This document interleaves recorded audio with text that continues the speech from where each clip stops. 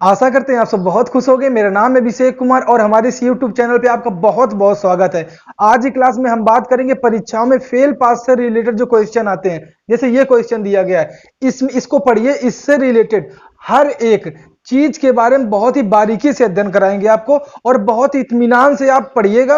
आप वीडियो खत्म होते होते you will feel everything will become crystal clear related to this type of question. तो विदाउट एनी टाइम वेस्ट करते हुए सीधे टाइप की तरफ बढ़ते हैं। जैसे हमारा क्वेश्चन में कहा गया है, एक छात्र को परीक्षा में उत्तीर्ण होने के लिए न्यूनतम 35% अंक प्राप्त करने की आवश्यकता है। यदि वह 200 अंक प्राप्त करता है और 10 अंकों से अनुत्तीर्ण हो जाता है तो अधिकतम पूर्णांक ज्ञात कीजिए। देखो, अधिकतम पूर्णांक, पूर्णांक का मतलब जैसे आपने परीक्षा दी होगी तो उसमें जो आपका होता है ना कि इतने का पूर्णांक, 50 के पूर्णांक में आपके 10 नंबर है, 20 नंबर है, इस तरीके से, ठीक है। और अगर बात करें हम उत्तीर्ण का मतलब होता है पास, अनुत्तीर्ण का मतलब होता है फेल, ठीक है। अब जैसे इस क्वेश्चन से अगर बात करें तो क्वेश्चन में बोला गया है कि परीक्षा में उत्तीर्ण होने के लिए न्यूनतम 35% अंक प्राप्त करने की आवश्यकता है। नोट करते हैं, अकॉर्डिंग टू क्वेश्चन अगर हमको परीक्षा पास करनी है तो उसमें मिनिमम, जो मिनिमम आपका परसेंटेज रहेगा वो कितना रहेगा? मिनिमम हमको 35%, हमको 35% हमको नंबर लाने पड़ेंगे अगर हमको परीक्षा पास करनी है तो। लेकिन एक्चुअल में क्या दे रखा है, यदि वह 200 अंक प्राप्त करता है और लेकिन वो अंक कितने प्राप्त करता है, वो 200 अंक प्राप्त करता है और 10 अंकों से परीक्षा अनुत्तीर्ण हो जाता है, मतलब 10 अंकों से परीक्षा में फेल हो जाता है, मतलब 200 के आगे 10 अंक अगर और आ जाते उसके तो वो परीक्षा पास कर लेता। तो सिंपल से अगर परीक्षा पास करने के लिए 35% की आवश्यकता है, ठीक है, और नंबर में 200 दे रखे हैं और 10 अंकों से फेल हो जाता है, अगर 10 अंक हम और जोड़ दें 200 में तो हमारे 35% के बराबर हो जाएंगे, मतलब पास हो जाएगा। तो यहां पे हम क्या कर दें, 10 अंक हम जोड़ दें, ठीक है। तो 35% की वैल्यू हमारी सिंपल से क्या निकल के आई, यहाँ पे 210 निकल के आई। क्या निकल के? 210 निकल के आई। अब यहां से हम क्या करेंगे, काट दो, यहां से 7 से काटोगे तो कितना, 7 5 जा और 7 3 जा, 5 6 जा 36, ठीक है। मतलब कहने के 1% की वैल्यू हमारी कितनी निकल के आई, 6। और टोटल कितना होता है, टोटल 100% होता है। तो इसमें 100% की वैल्यू निकालने के लिए both side you have two multiplied by 100। तो जब 100 से आप मल्टीप्लाई कराओगे इधर तो इधर भी कराना पड़ेगा, तो सिंपल सा आपका 600 आ गया। मतलब जो टोटल उसका पूर्णांक था, जो टोटल पूर्णांक था वो कितना था, 600 का था। अगर हम बात कर दे परीक्षा में पास होने के लिए न्यूनतम कितने अंकों की आवश्यकता है, तो परीक्षा में पास होने के लिए न्यूनतम, जैसे न्यूनतम 35% अंक प्राप्त करने हैं ना, तो 600 का सिंपल सा हम 35% निकाल लेंगे।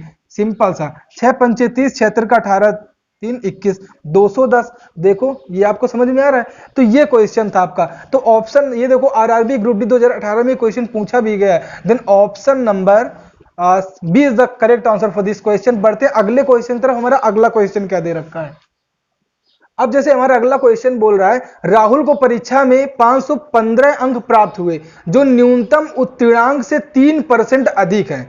यदि मोहन को उसी परीक्षा में 710 अंक प्राप्त हुए तो उसका उत्तीर्णांक या उसका उत्तीर्णांक के ऊपर मिले अंकों का प्रतिशत कितना होगा, ये आपसे क्वेश्चन में पूछा जा रहा है। तो जो क्वेश्चन में दे रखा है उसको नोट करते हैं। सिंपल सा क्वेश्चन में बोला गया राहुल को परीक्षा में 515 अंक मिले, ठीक है, 515 अंक मिले, इतना भी नोट कर लिया। लेकिन क्वेश्चन में एक और चीज बोला गया है कि यदि 515 अंक तो मिले लेकिन जो न्यूनतम उत्तीर्णांक से 103, न्यूनतम उत्तीर्णांक से 3% अधिक है। तो अगर हम टोटल मान लें, टोटल अगर हम मान लें कि x नंबर का क्या था, x नंबर का क्या था, पूरा आपका परीक्षा थी, तो उसमें 3% अधिक प्राप्त हुआ है ना। 3% किससे अधिक प्राप्त हुआ, न्यूनतम से। तो न्यूनतम से 3% अधिक प्राप्त हुआ है ना, तो टोटल इतना है। तो न्यूनतम से 103% अगर कर दें तो हमारा कितना निकल के आ जाएगा, 515 निकल के आ जाएगा। इतनी बात आपको समझ में। इससे जब इसको आप काटोगे तो जाएगा 5 बार जाएगा, तो x की वैल्यू अभी कितनी निकल के आई, 500 निकल के आई। मतलब ये कहने का जो टोटल नंबर ऑफ एग्जाम था, मतलब एग्जाम का जो टोटल पूर्णांक था वो आपका 500 था। पूर्णांक आपने निकाल लिया, ठीक है, ये बात आपको समझ में आई। पूर्णांक आपने क्या कर लिया, निकाल लिया। जब पूर्णांक आपने निकाल लिया तो क्वेश्चन में पूछा गया है कि मोहन उसी परीक्षा में 710 अंक प्राप्त करता है। सॉरी, ये आपने क्या माना था, ये आपने माना था कि न्यूनतम पूर्णांक क्या है जिससे हम एग्जाम को क्रैक कर सके। मतलब कहने का पास होने के लिए न्यूनतम कितने अंकों की आवश्यकता है? तो पास होने के लिए न्यूनतम यक्स अंक हमने मान लिया था, पास होने के लिए न्यूनतम यक्स अंक माना था। अब न्यूनतम अंकों से 3% अधिक प्राप्त करता था तब 515 आता था। तो 3% अधिक का मतलब क्या होता है? 103%। तो मतलब न्यूनतम जो पूर्णांक, अगर हमें परीक्षा पास करनी तो न्यूनतम 500 अंक लाने हैं। ये बात आपको समझ में। अब अकॉर्डिंग टू क्वेश्चन कह रहा है कि यदि मोहन ने 710 अंक प्राप्त किए हों तो उसका उत्तीर्णांक से ऊपर मिले अंकों, मतलब जिस नंबर पर वो पास हो रहा है उससे ऊपर जितने अंक मिले हैं उसका प्रतिशत ज्ञात करना है। तो 710 अंक उसको प्राप्त हुए, किसको? मोहन को। 500 से कितना ज्यादा है आपका? 210 ज्यादा है। किससे ज्यादा है आपका? 500 से ज्यादा है। इंटू 100, 2 जीरो से 2 जीरो कट गया, 5 चौको 20 और 5 चौको 20, 5 दूनी 10। मतलब कहने का सिंपल सा 42% जब नंबर उसको क्या मिले हैं?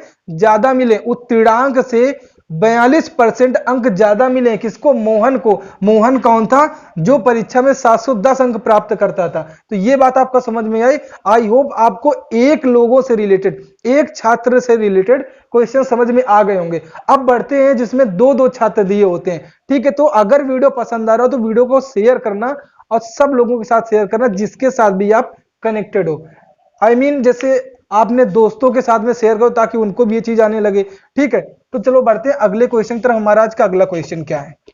जैसे हमारा अगला क्वेश्चन कहा गया है, किसी परीक्षा में राजू 50% तथा रश्मि 55% अंक प्राप्त करते हैं।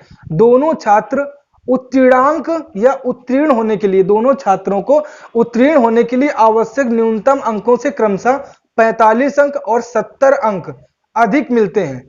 तो परीक्षा का पूर्णांक ज्ञात कीजिए। सिंपल सा, जब अगर आपके पास एक ही परीक्षा हो, उसमें दो दो छात्र बैठे हो, तो कैसे सॉल्व करते हैं? सिंपल सा, हम पहला छात्र दे रखा है यहाँ पे राजू, तो हम यहाँ पे लिख लेंगे राजू को। ठीक है, इसी तरीके से सेम करना है अगर आपको टाइम बचाना है। अदरवाइज लोगों को सॉल्व करने में तो प्रॉब्लम नहीं आती, लेकिन लिखे कहाँ, कैसे लिखे, ये चीजों को मैनेज करने के लिए लगभग 15 से 20 सेकंड उनके इसी में वेस्ट हो जाते हैं। तो यहाँ पे राजू लिखते हैं और यहाँ पे हम लिखते हैं रश्मि। ठीक है, अब देखो सिंपल सा कह रहे हैं राजू को 50% अंक प्राप्त हुए, तो हमने 50% लिख लिया।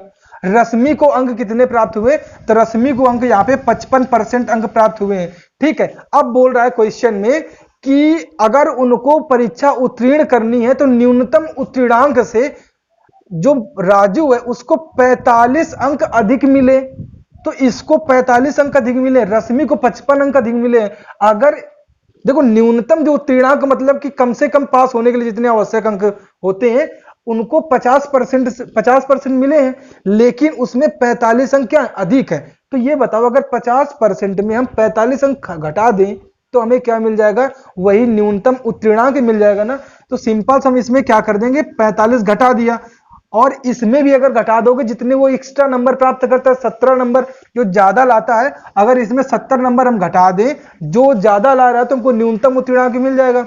तो एक ही परीक्षा में बैठे हुए सारे छात्रों का जो अधिकतम पूर्णांक और न्यूनतम पास होने के लिए जो उत्तीर्णांक या पूर्णांक होता है वो दोनों क्या होता है? सेम होता है। दोनों को हमने सेम कर दिया।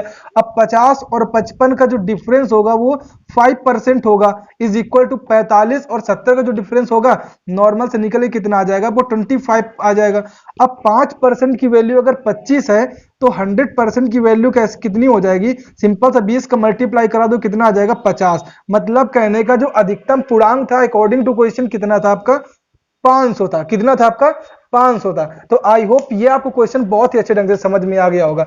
इसी को और अच्छे से समझने के लिए दूसरे क्वेश्चन की सहायता लेते हैं। जैसे दूसरा क्वेश्चन हमारा बोला गया है, स्नातक की परीक्षा में राजेश 40% अंक प्राप्त करता है, जो न्यूनतम उत्तीर्णांक से 35 अंक अधिक रहते हैं, जबकि कमला 20% अंक प्राप्त करती है, उसके न्यूनतम उत्तीर्णांक से 25 अंक कम रहते हैं। तो परीक्षा का पूर्णांक ज्ञात कीजिए। सिंपल सा हम यही लिखेंगे।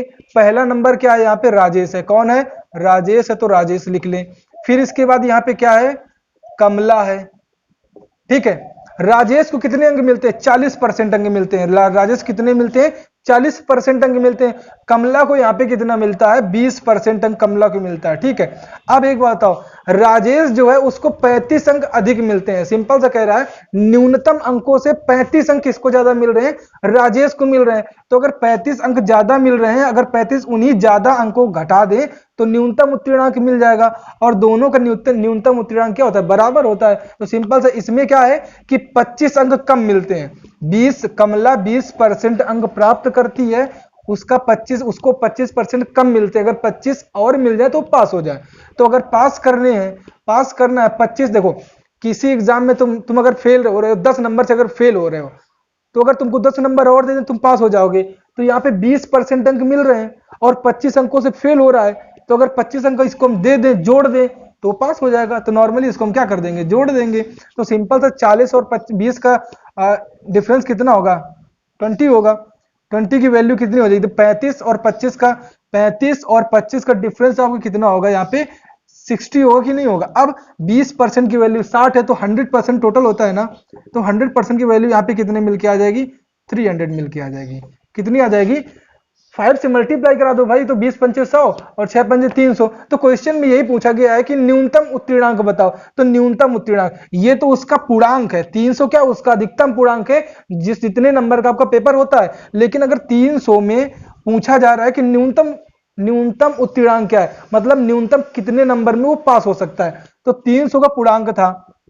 दो में से चाहे इससे निकाल लो चाहे इससे निकाल लो, हम इससे अगर निकाल ले तो 300 का 20% और प्लस 25 तो कितना आ जाएगा? 2 जीरो से कटा, 20 या 60, 60 प्लस 25 कितना होता है आपका? 85 नंबर क्या होता है? न्यूनतम पूर्णांक कितना आ जाएगा?